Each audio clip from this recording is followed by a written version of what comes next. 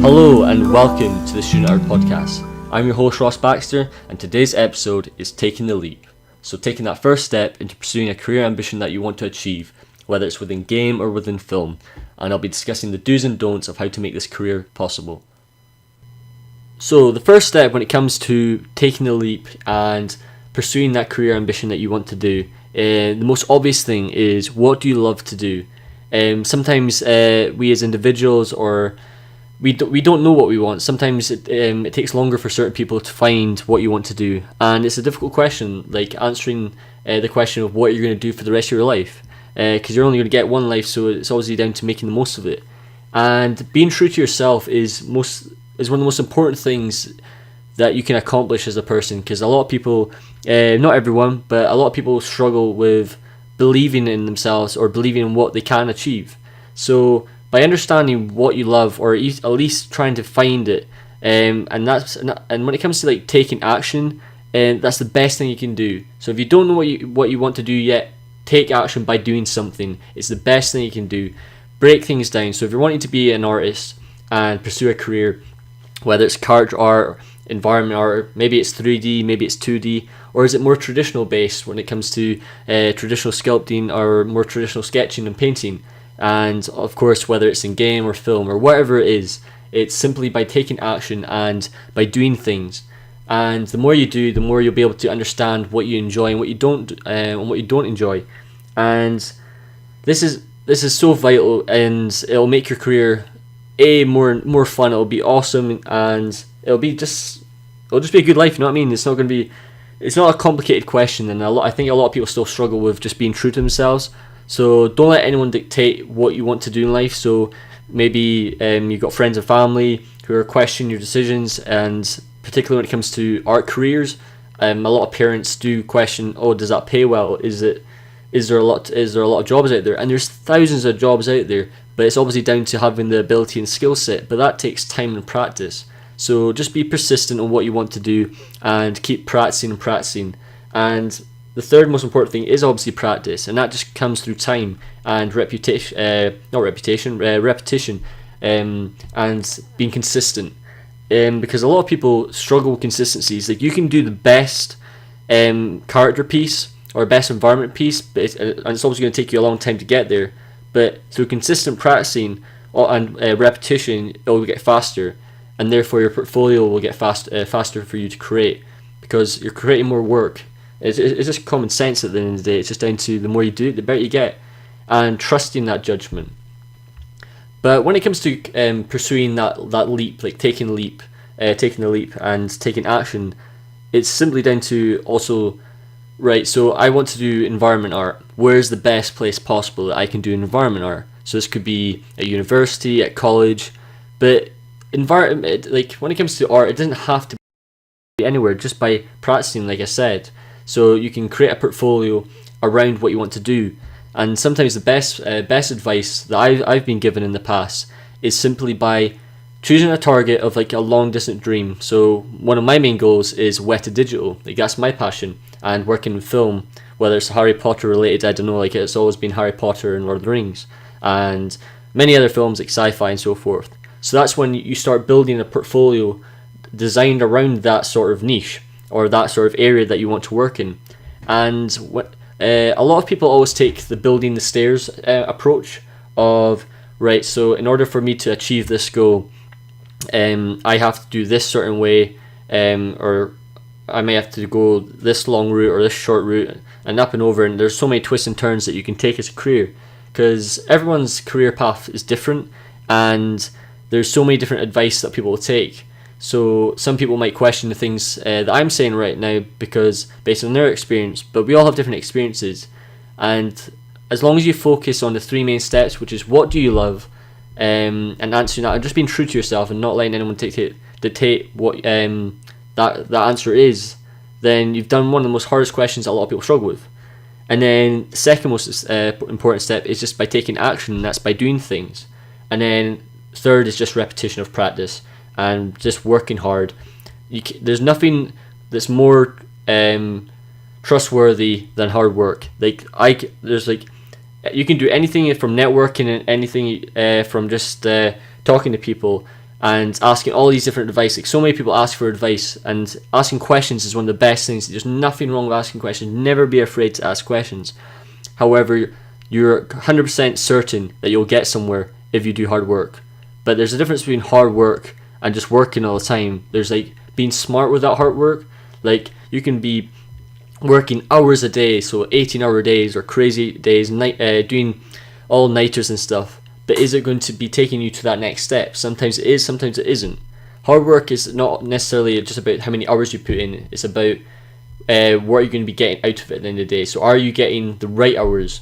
Are you putting in, say, 1 hour of anatomy studies that's solid anatomy studies and you're learning something? Or are you just doing a 3 hour sort of, oh, I'm putting the hours in for the sake of it? Because I've done that myself. I've put many hours a day into creating something, and then at the end of the day I've been, okay, I've done my shift.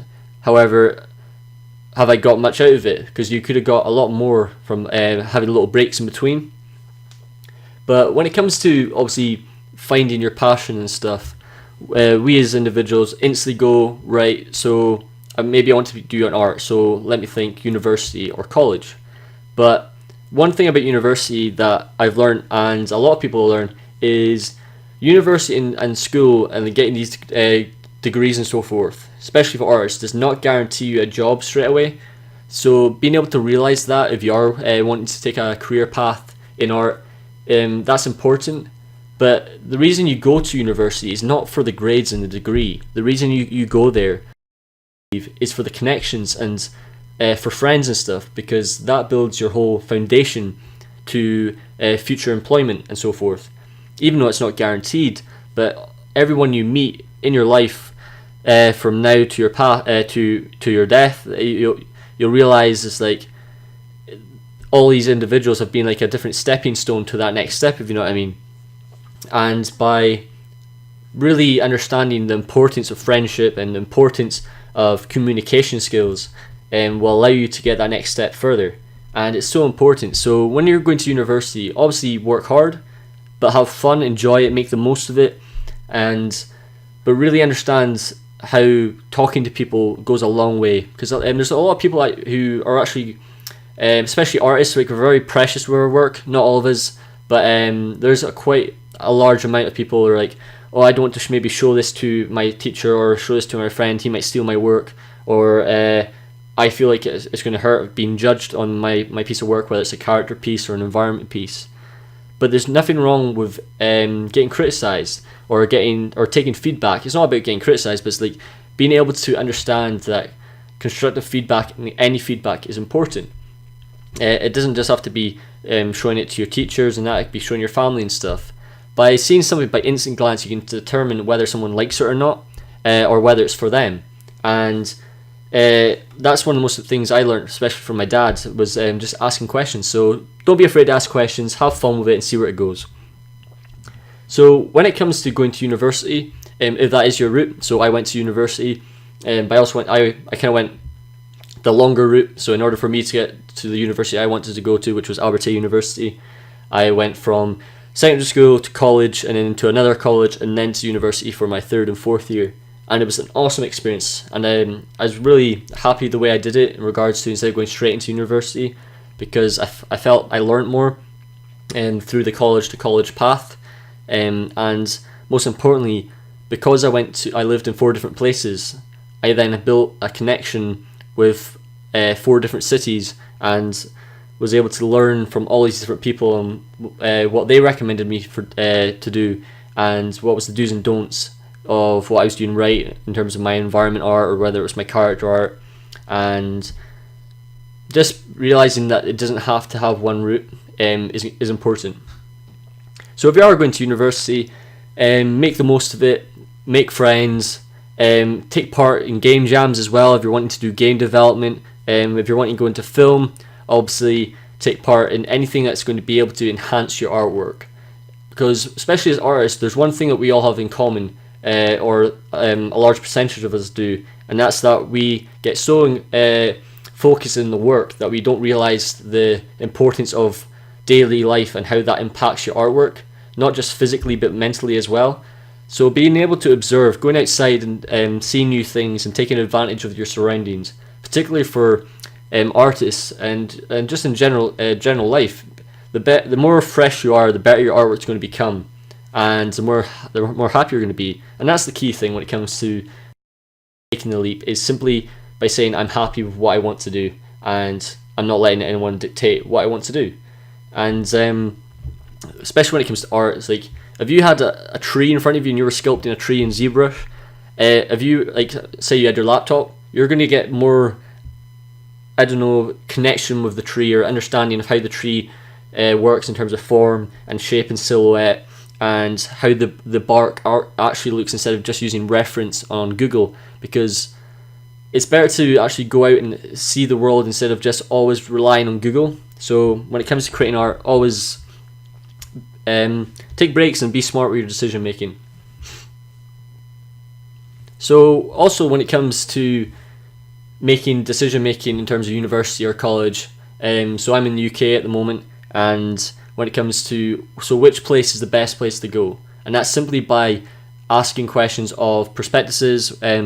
So what university is probably more closer to what you want to do, and don't just go to a university just because your friend's going there or just for the sake of it. Really understand, like, how is that going to get you to the next step? Is this university doing character art? Is it doing rigging? Is it covering a wide range of areas, so it gives you a bit more broader knowledge of how the industry actually works in terms of foundation? And or does it have concept art? So it's like trying to asking questions solves all these problems. So before you apply for university, or whether it's college, or even if it's a course online, such as like Animation Mentor, I took part of Animation Mentor. I made sure to find out what that was all about before I took that next step, because it obviously costs a lot of money, and obviously it depends on where you live. Some people have maybe their university payment paid for them. Some people are more fortunate than others, and that's just part of life. But there's no point just wasting money if you don't know what you're going into. So if you're going to be paying hundreds of thousands to I don't know, it depends on where you live. It's like, I believe America is very expensive for university, and there's also these student loans as well. So being sensible with your decision and understanding what you're going to be committing to, because obviously you have to be able to eat and stuff, so make sure you have the right supplies of money. So now I'm going to actually talk about like my own journey, and like the awesome things that I went through in terms of like what things I really enjoyed in terms of my path so far, and I'm also going to discuss like my do's and don'ts. So as an artist, like my main interest that actually got me into 3D was actually watching Tintin, The Secret of the Unicorn. I've always been like a really passionate person in regards to, like, my main interests are like Harry Potter, Lord of the Rings, and sci-fi films. And as we all, like, I think there's millions of people who love Harry Potter and Lord of the Rings. They're such iconic films that changed movies for time or forever, to be honest. And so understanding what your passions are through what you're interested in growing up also dictate also where you're going to go and so forth. So after watching Tintin, I was watching like the VFX breakdowns, and that's what got me into film. And then my step was, so how do I get there? And that was through graphic communication at secondary school, and obviously doing art and stuff in my spare time, and trying to understand, right, I'm not particularly sure, is it 3D modelling that I want to go into, is it 2D art? But as I was watching Tintin, I was realising that, oh, this looks so cool. It was just awesome. It was having so much fun watching it, and understanding how it worked, and watching the breakdowns of Spielberg talking to his VFX artists and so forth of Snowy, and it was so much fun. After I realised obviously 3D is what I wanted to do, I then went straight into like applying to places. So I went around different colleges and different universities within Scotland, and I was saying, right, is this what I want to do? So there was like one university doing mocap, but it wasn't really mocap that I was interested in. It was like I was enjoying what they were showing, and the just like the physics behind it. But I was always an artist, and I always wanted to do something creative. So I was trying to understand what university does that, like what does that university do as a whole? Is it particularly focused on animation? Is it particularly focused on modelling? or is it more graphic design? Because there was a lot of courses when I was doing my first applications for all these different places that were very more graphic design based rather than 3D based. And as a result of this, I decided to go to college and do a HNC instead. And by doing this course, I actually thought I believe I gained more than the first years of the university that I actually am now. Like the university that I'm at now, I think because they do such a broad range early on, because they're obviously trying to find their feet and where they want to go. Whereas I knew I wanted to do 3D environment art and character modeling. So when I went to college, I literally just did 3D, and it was awesome because it was more of a direct course, and that can also increase your chances of getting employed because of it's purely portfolio based, and we're in an industry that's so portfolio based. It's important. Obviously, there's a lot of things when it comes to getting employed. It's not just your portfolio. Like, are you a nice person to work with? Are you a team player? And by being able to communicate is so important, and it makes things so much more funner by understanding and getting involved with all the different things at work. So it's not just about grinding and getting work done. Yes, obviously we have deadlines and stuff, but it's enjoying what you're doing because you're going to be doing it for your career. So when I went to college, I was doing so many different things, from 3D environment art to character modeling. So I was able to learn the foundation of like polygon box modeling to UVs and texturing, and like by building up this foundation of skill set, I was able to sort of get ahead a bit quicker because I was learning the right things that I wanted to do. And by finishing that year course, I then went to another college to do the next degree up, and once again I was building a stronger portfolio because I was really just focused on 3D. And then because of this, I was then able to jump into university, into my third and fourth year at Alberta University, which is an awesome university. If you're in Scotland, or you've ever considered about going to a game-based or / film-based university, I highly recommend going to Alberta University. Tons of great lecturers, and it's mainly through the community and the support that Alberta gives you in regards to learning. It's sort of similar to like art centre and like schools like Noman and so forth, but obviously Noman is very specialised in regards to, they have like their specialists in regards to movie design for concept art, filmmaking, animation, whatever it is, and that's what makes it great because it has all these like professionals building their networks around the students and stuff, and it's really supporting the students. Alberta has that sort of feeling, like the lecturers are always there to help you no matter what. Like, they're always about supporting you to get to that next step, and there's always someone in like a skill set, whether it's environment art, UI design, concept art. There's so many different variations. Tech art is for rigging and stuff. So I highly recommend, if you're interested in that sort of thing, come to Alberta. I've just finished university, and it was one of the best experiences of my life. It was so cool. There were so much different things to do, but the only way you find out what are the best places is by going and ask questions. So I learned by asking different people different questions. What's the best place to go and why, and making sure that they did what I did. And I was like, I'm going to go do environment art at and character sculpting at Alberta University. So it was really cool. One of the things that also, when it comes to taking the leap, when it comes to getting that foot in the door, is actually not just being like focused, like understanding where you want to go, but it's being kind of being strict in a way, like making sure that no matter what, you kind of get what you want out of it. And because at the end of the day, it's down to you, it's not down to anyone else. Like, you can say all you want in regards to, it's kind of unfair where I am, I don't get this opportunity. But you can do whatever you want in life if you just put your mind to it. And then, like, I'm aware that so many people say it, but not many people actually believe it, or they don't trust in it because they think they might get hurt.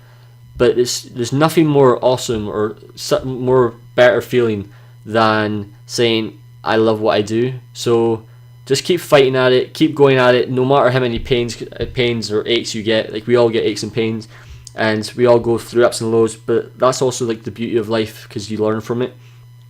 So if you're struggling at a course right now, maybe you're not enjoying it, just realize that that's part of your journey. So that's answering you that's answering you some questions right now. So that's like, wait, so if you're not enjoying it, there's nothing wrong with leaving that course to find out what you want. So yes, some universities still require you to pay for the next year, or to finish that year out, but don't forget that it's not the end. Like, it's never too late to learn.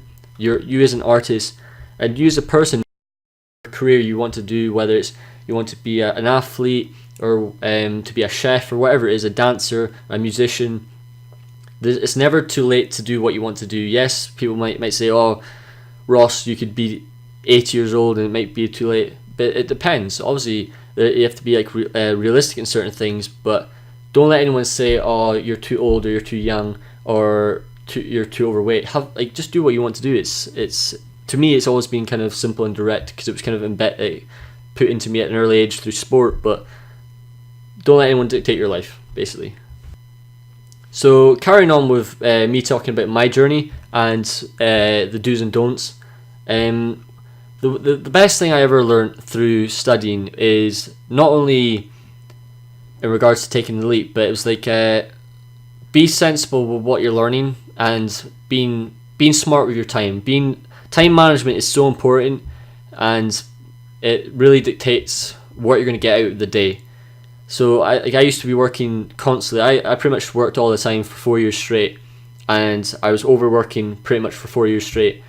Yes, I was happy that I was working I could say I have no regrets of what I did in the last 4 years of my life. I absolutely love what I did, and obviously that's why you want to make sure that you have no regrets, and making sure that you can say, I did what I did because I wanted to do it, and making sure that I have nothing, like no pains or no excuses.